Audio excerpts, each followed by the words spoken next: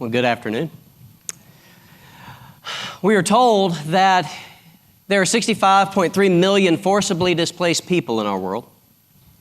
And we come to learn that in these United States, we accepted and welcomed almost 85,000 of them into our home. We also are told that there are 670,000 children living in foster care in the United States. We learn that on any given night of 2016, in our nation, there were 550,000 men and women living through homelessness.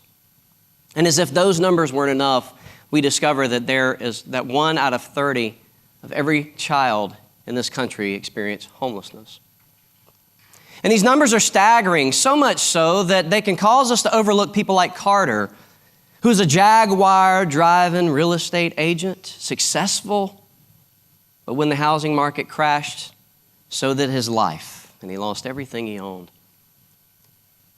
We could overlook Donisi, who converted to a faith outside of her family tradition and was considered scorn and shame to her family and exiled from all that she's ever known.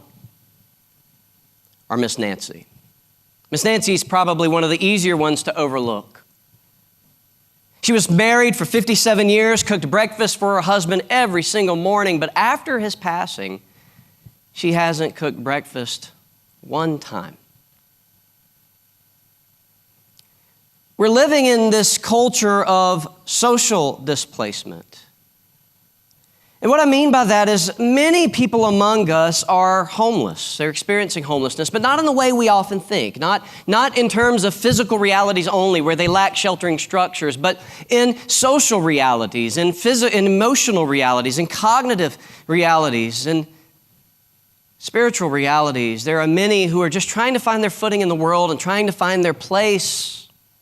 But there's a loss of social and cultural identity. There's a state of being without an effective way of orientation in a complex and confusing world. We are told that in this culture of displacement, we live in the age of modern warfare, of imperialism, the refugee, the displaced person, and mass immigration. People are uprooted consistently, maybe even daily, from their native place, and they're uprooted from their social norms. Life just doesn't work the way it used to, and it certainly doesn't feel the way it used to.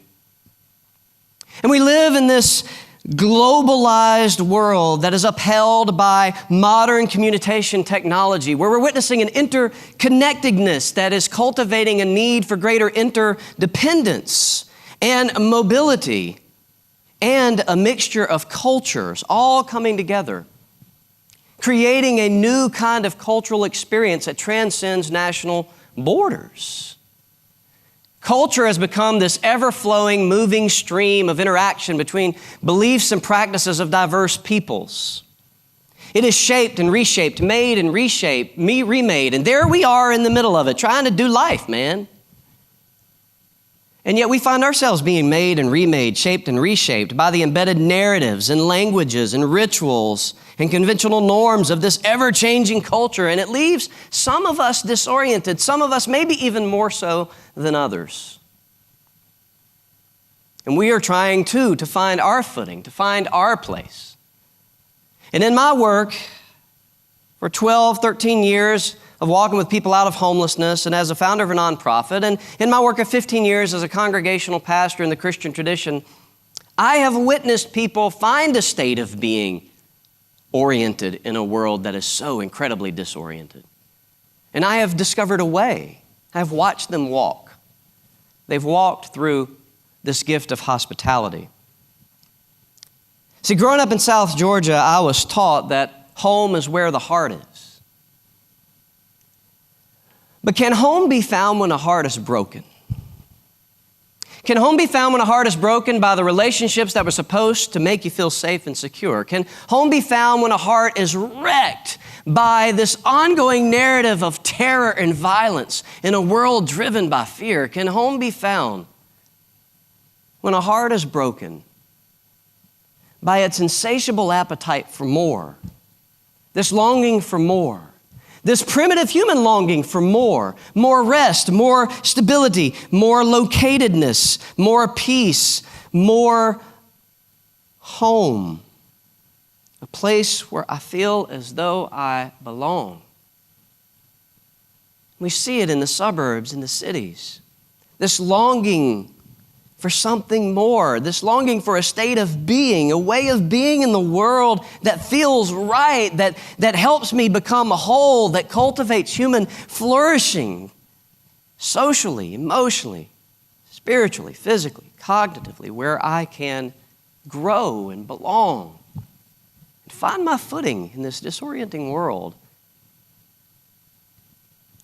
We see it, the couple eating dinner together, night out, but their faces are stuck in their screens. There's no presence because there's a restlessness and a longing. We see it in the young girl who will share her darkest secret on social media in an effort to try and find acceptance and affirmation from virtual strangers. We inhabit these virtual places and we get some sort of small measure of comfort, but yet it still isn't enough. See, when we think of hospitality, we discover that hospitality has lost its moral meaning. When we say the words hospitality, it's maybe a way of describing our favorite hotel. Or maybe it conjures up feelings of coziness and pleasant conversation with teapotties and crumpets, and maybe cups of coffee. With people we normally like, or at least don't mind being with, or at least fit our social category. But what if there's a different way of imagining hospitality? Like the Shepherd of Ramaz, and one of the oldest writings in the Christian tradition, reminds us that hospitality in ancient Near Eastern civilizations was a pillar upon which all morality would rest. It was about leveraging all one had in terms of privilege, position, and power for the good of the other, and especially the vulnerable other.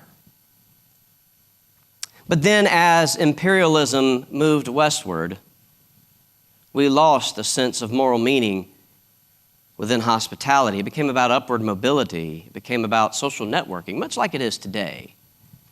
It became about leveraging one's own position and power and privilege to garner more position, power, and privilege. This is where the Greeks help us out, as they often do. See, in the Greek language, the word philoxenia is the word that is translated in the English hospitality. Philo meaning a kinship love, xenia meaning stranger. And so when you look at hospitality within the language of Greeks, you hear a love of strangers. The Greek concept of hospitality was one of practicing generosity and compassion shown to those who were strangers, maybe even a little strange, to those specifically who felt or were far from home, who were socially displaced. There's a whole different concept of hospitality.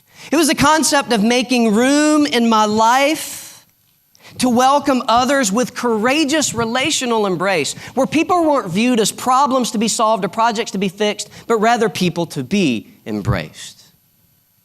It's a whole different way of being in society, even in the midst of a society of violence and fear.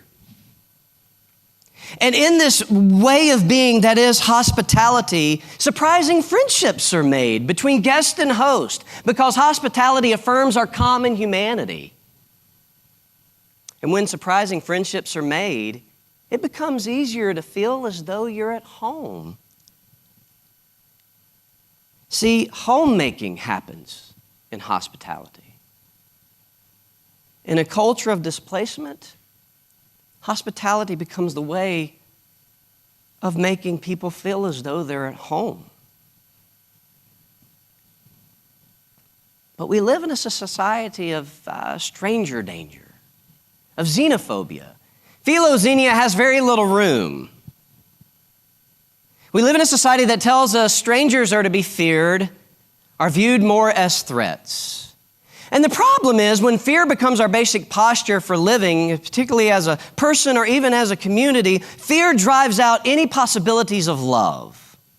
Fear drives out any possibilities of generosity and compassion because fear inevitably leads to self-protection, and self-protection leads to isolation, and isolation leads to more fear. And as a result, home-breaking habits are established rather than home-making habits. We build big fences, and we place very large objects in people's way, all built upon this notion of fear.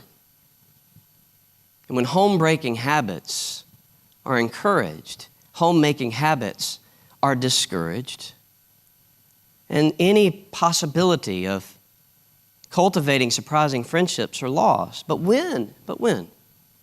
Surprising friendships are found when a person is willing to open their life and to open their space, to make room in their lives with a courageous relational embrace.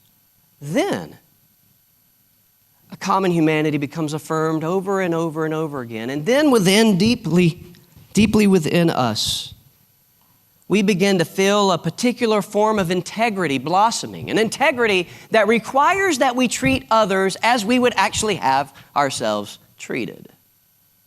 See, then it becomes an integrity issue because it's a human issue. Because I no longer view people as problems to be solved and projects to be fixed, but persons to be embraced, and no one deserves to be displaced. When homemaking as hospitality and hospitality as homemaking become one and the same, and it becomes an essential posture for living, things change all around us. We are opened up to realms of diversity we never conceived. We learn things about all of these beautiful cultures and all of these beautiful people that we pass by every day, but we don't miss Miss Nancy, and we don't miss Carter, and we don't miss Danisi, and we don't miss the orphans, and we don't miss those living through homelessness too. And when we open our lives up to hospitality, we also don't have to do it alone. We discover that we're cultivating communities of hospitality, communities that listen, learn, and love before they ever lead, communities that seek to facilitate presence far more than facilitating forced participation. Unless you think this is Pollyanna, I want to tell you a quick story. A community of 27 mentally ill and intellectually disabled men and women were without a place and out a home, literal home, and yet some women from Kenya and Nigeria felt a calling to come here and care for our displaced, and they did. And then in caring for these 27 men and women who were mentally ill and intellectually disabled, they tried to find other smaller communities. The problem was these men and women were asked to leave these communities too. But thankfully, they found a home with my faith community. We were able to take them in because hospitality cultivates communities of homemaking. In every event we have, whether it be a simple meal or just a simple gathering, I cannot tell you how many times they want to tell me and others in that room, thank you. Thank you, and I've heard them say, for making us feel at home. When we become a community that is hospitable, who are homemakers, the socially displaced find help. They find healing, and human flourishing begins, even in a culture of displacement. Thank you.